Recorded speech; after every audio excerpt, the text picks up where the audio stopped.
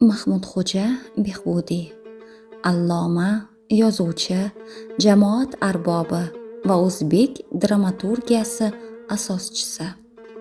Jadidchilik harakati, ya'ni yangicha o'quv metodikasi lideri.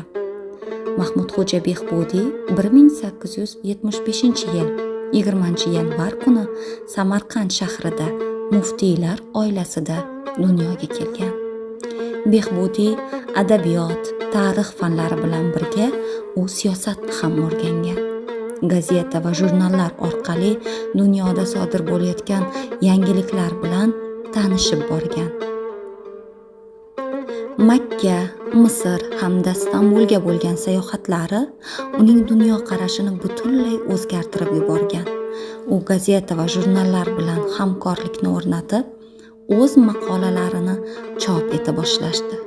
Ularda maktab va san'atni yaxshilash masalalarini ko'tarar edi. Behbudiy Oyna gazetasi asoschisi muharrir Gaspirinskiyning Tarjumon gazetasini doimiy muallifi bo'lgan. Mahmudxo'ja 200 dan ziyod o'zbek va tojik tillaridagi nashrlar muallifi, xususan Muntahabi Jug'rofiyai umumiy, qisqacha umumiy jug'rofiya, Kitob ul Atfol, bolalar uchun kitob va boshqalar. Behbudiyning yozuvchilik poydevori nuqtasi 1911-yili Samarqandda yozilgan Padarkush dramasi sanaladi.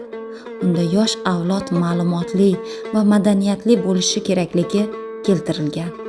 Drama ilk bor 1912-yil Turon gazetasida bosib chiqarilgan va 1913-yilda esa alohida kitob ko'rinishida nashr etilgan.